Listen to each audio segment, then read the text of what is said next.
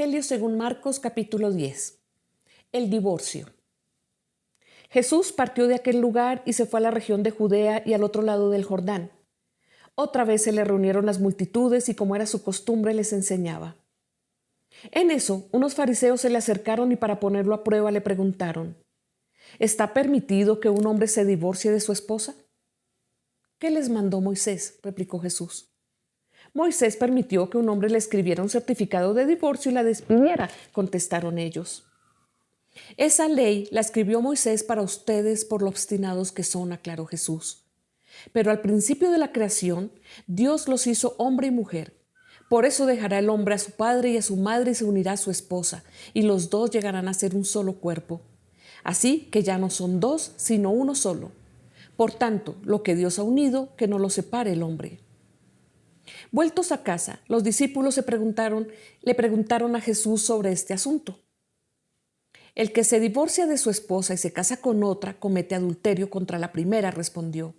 Y si la mujer se divorcia de su esposo y se casa con otro, comete adulterio. Jesús y los niños. Empezaron a llevarle niños a Jesús para que los tocara, pero los discípulos reprendían a quienes los llevaban.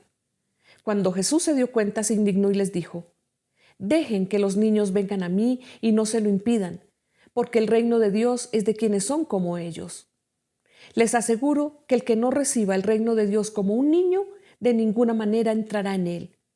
Y después de abrazarlos, los bendecía poniéndole las manos sobre ellos. El joven rico. Cuando Jesús estaba ya para irse, un hombre llegó corriendo y se postró delante de él.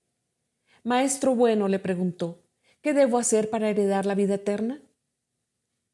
¿Por qué me llamas bueno?, respondió Jesús. Nadie es bueno, sino solo Dios. Ya sabes los mandamientos: no mates, no cometas adulterio, no robes, no presentes falso testimonio, no defraudes, honra a tu padre y a tu madre. Maestro, dijo el hombre, todo esto lo he cumplido desde que era joven. Jesús lo miró con amor y añadió: una sola cosa te falta. Anda, vende todo lo que tienes y dáselo a los pobres, y tendrás tesoro en el cielo. Luego ven y sígueme. Al oír esto, el hombre se desanimó y se fue triste porque tenía muchas riquezas. Jesús miró alrededor y les comentó a sus discípulos: qué difícil es para los ricos entrar en el reino de Dios. Los discípulos se asombraron de sus palabras. Hijos, qué difícil es entrar en el reino de Dios, repitió Jesús. Le resulta más fácil a un camello pasar por el ojo de una aguja que a un rico entrar en el reino de Dios. Los discípulos se asombraron aún más y decían entre sí: entonces, ¿quién podrá salvarse? Para los hombres es imposible, aclaró Jesús mirándolos fijamente, pero no para Dios.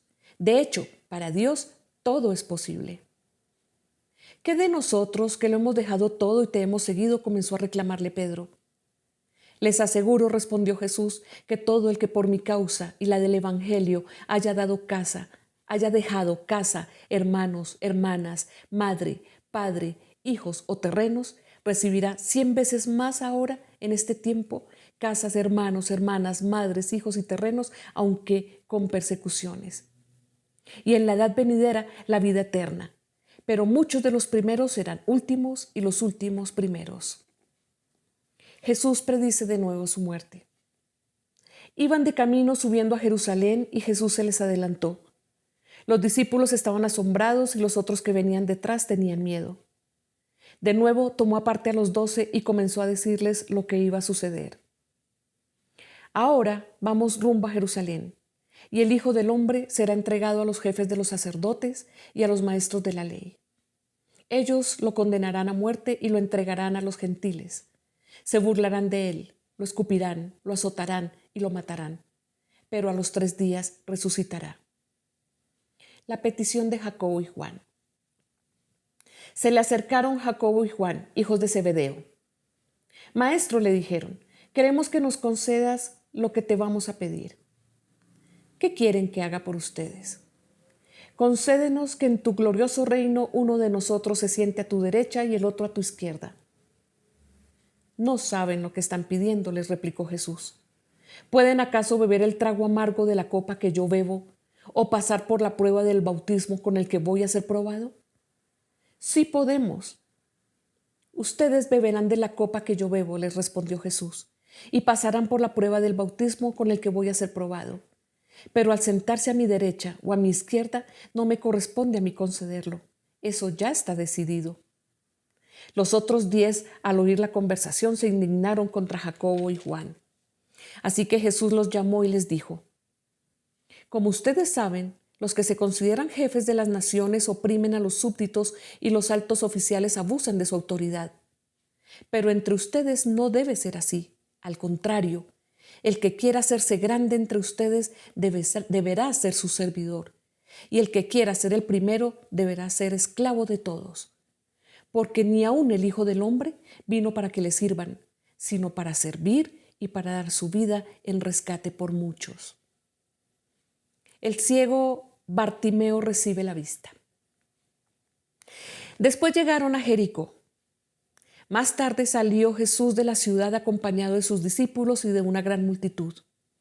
Un mendigo ciego llamado Bartimeo, el hijo de Timeo, estaba sentado junto al camino.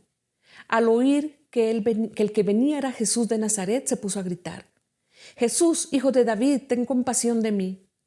Muchos lo reprendían para que se callara, pero él se puso a gritar aún más: «Hijo de David, ten compasión de mí». Jesús se detuvo y dijo: «Llámenlo». Así que llamaron al ciego. «Ánimo», le dijeron, «levántate, te llama». Él, arrojando la capa, dio un salto y se acercó a Jesús. «¿Qué quieres que haga por ti?», le preguntó. «Rabí, quiero ver», respondió el ciego. «Puedes irte», le dijo Jesús. «Tu fe te ha sanado». Al momento recobró la vista y empezó a seguir a Jesús por el camino. Es palabra de Dios.